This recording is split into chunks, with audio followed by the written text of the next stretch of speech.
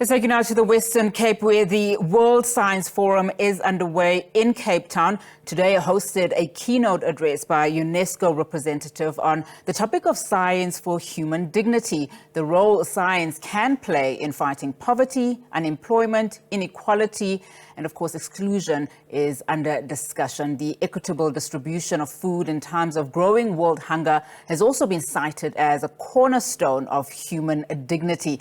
SABC News anchor Desiree Chauke is at the conference for us. Desiree, thank you so much for your time. What are some of the innovative solutions and projects that are being discussed at the moment at the World Science Forum? Onati, thank you so much to you. It's day 2 of the event. The opening was addressed by the Minister in Science and Innovation, Dr. Blade Nzimande, and also President Cyril Ramaphosa, who just tried to highlight some of the scientific great stories coming out of South Africa. You were talking now in that piece with Vanessa Puna about the importance of food security, which is one of the threads being discussed here. But one of the other threads is the issue of women in science and engineering. It's quite a global topic where the inclusion of women keeps being discussed. We're going to bring into our conversation now a woman who works for one of the biggest corporates and really innovators in the world, 3M. Dr. Desiree Chauke, thank you so much for making the time to talk to us. Dr. Chauke joined 3M in 1993 after attaining a master's and PhD in chemical engineering from Clarkson University in New York. You hold no less than 75 patents. I imagine that's probably changed by now. Has it gone up? It's 76. Oh, wow. That's your accomplishments. You're also an author in science at a time when we speak about changing corporate positions because of innovation and technology. What is a chief science advocate? That's a very good question. So it is a new role that was created just so that we could advocate for science. And the reason we needed to advocate for science is we did a global survey in 2017, 14 countries, developed and developing, and what we found is that people don't care that much about science. 4 out of 10 at that point said if science didn't exist, their lives would be no different. 4 out of 10. Yep. Now get this. They were taking the survey on their laptops and mobile phones. So science is invisible, science is underappreciated, and science is taken for granted. And we are all about science at 3M. We develop all our innovations based on science. So we realized that we needed to advocate for science. And that's when I was called upon to be the chief science advocate. It's definitely a problem in South Africa where STEM subjects are being advocated for at school level just to encourage South African students to go that route. Otherwise, how else can you be an innovator? Yeah, absolutely. You have to encourage students to be excited about STEM, and here's why.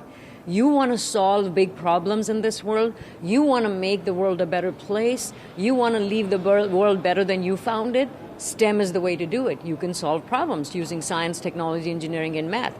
And that is something we don't talk about enough. We always talk about the subjects and the content, but we don't talk about the context of science. And that's very important to me. It was very important when I was growing up. And that's why I feel very strongly about that. And now as a mother, I feel the same. I want to tell my kids that you can change the world if you do STEM subjects. Just in terms of what you are presenting to this event about the encouragement and recognition of women in science, what's the content of your presentation? Actually, I'm part of a thematic session, and we are going to discuss the role of science to equalize sort of the global scientific arena. And I'm representing an industry perspective. And what I'm going to talk about is that I think industry can do a lot in this area. Number one, by advocating for science with a very societal perspective. You can drive innovation using an inclusion perspective. Mm-hmm. You can promote representation with a global perspective. And you have to commit to social justice with a long-term perspective. So that's kind of what I want to talk about and say we all have a role to play in order to make sure that science is appreciated and we have diversity in scientific fields. And the diversity is important because increasing diversity will lead to increasing innovation. And our world requires innovation. Innovation needs science, science demands diversity, and diversity warrants equity. So we're encouraging corporates to come to the table. How do we then find the buy-in from women scientists to also come in and bring in their research and show how it can change the world? Yes, and women in science is definitely an issue. We are significantly underrepresented. When we did a survey that 3M does, that I talked about, State of Science Index, what we found is the world is agreeing that we need to encourage more girls and women in science. 88% of those surveyed globally said we need to increase diversity in STEM fields.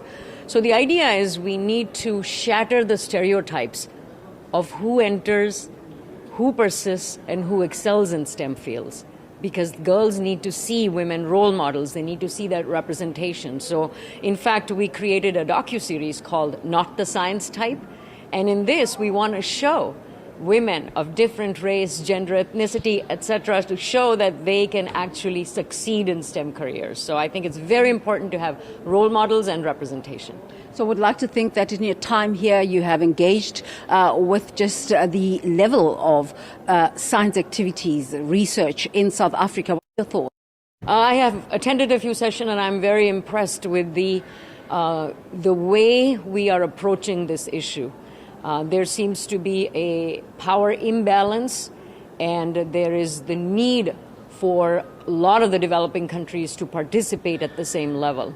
So it's been really eye-opening to see the equity discussions, because we have to facilitate that diversity, we have to foster equity, and we have to further the cause of inclusion, because science will be vulnerable without that.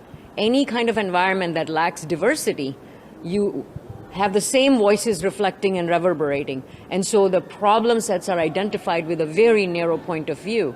And that makes science vulnerable. And we saw that during the pandemic. I want to ask you quickly, because we have to finalize our conversation, just in terms of the areas that you see that 3M can support scientists in South Africa. Is there any such conversation? We have done a lot, actually, in South Africa. Our offices have been here since 1963, and we support math encouragement through the OLECO program. We've got a Worldwide Wildlife Fund that we support with 3M, and also the United Way that supports hygiene and food packages during the pandemic. Dr. Desiree Seth, one of the most accomplished scientists, certainly that I've ever spoken to. She's with 3M and talking about just encouraging women to take their place in the science space. It's back to you, Unathi. Desiree, thank you so much. Desiree Chauke there is at the World Science Forum, which is currently underway